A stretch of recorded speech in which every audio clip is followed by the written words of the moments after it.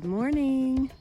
Susan Bryden running across the Midwest so you don't have to. Again, lots of green, sludgy, life-filled water. It's very jungle-like in the feel and the vegetation in certain sections here.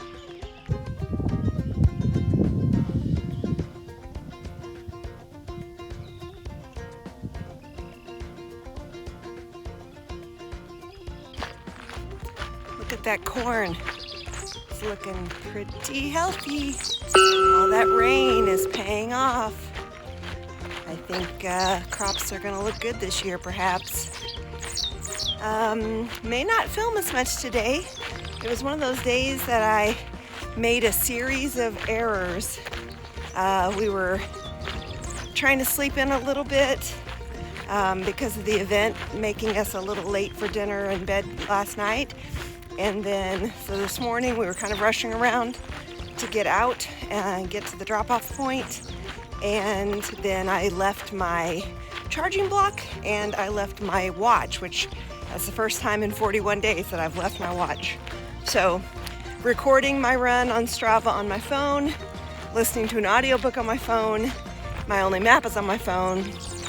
So fingers crossed that I will have enough battery to be able to get there. Here's the good news. It's pretty much just a straight shot on the Rock Island Trail for, another, I think maybe 12 miles before I get to my pickup point. So shouldn't be much to worry about, but I will miss not having any access just for, my own peace of mind on my phone, just to know exactly where I am in the world. Regardless, I'm gonna try to make it a good day.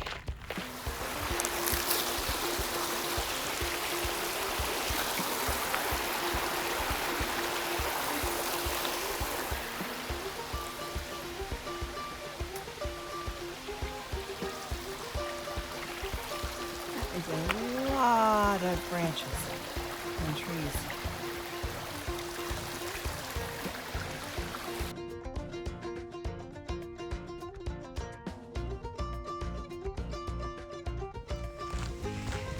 Well, I have about 6 miles left today. Not many miles left on the trail. How do I know this? I know this from the map, but I also know this because I had to get Sparky out a couple times today for unleashed dogs because we're getting more into populated areas. So, this lovely, flat, fast running time on the Katy Trail and the Rock Island Trail is about to come to an end. I can't say it enough. I know I've said it almost every post. Those of you that are looking for something to do with your loved ones that's outdoorsy but not particularly challenging, to those, if you have a variety of people who are of different physical abilities or ages, what have you, taking an adventure on the Katy or on the Rock Island Trail or both is a good choice. And I hope I gave you enough of a flavor of it that you can get a sense of what you'd be in for. Highly recommend. 5 stars.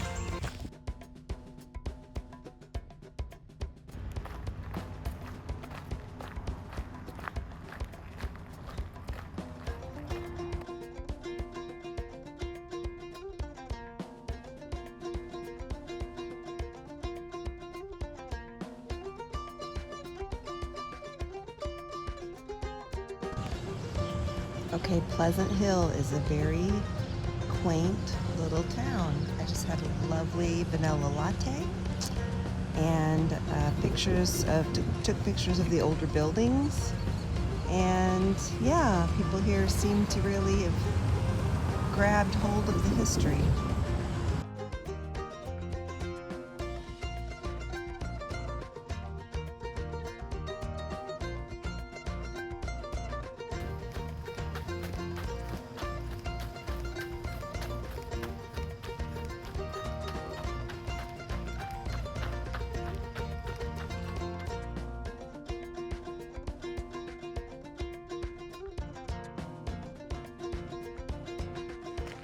So here's a secret little love of the trail that I haven't shared yet, I don't think. I love when a runner or a cyclist, I don't see a lot of runners, so mostly cyclists, come by me and I hear their audiobook. Their face is totally into the story because I'm exactly the same.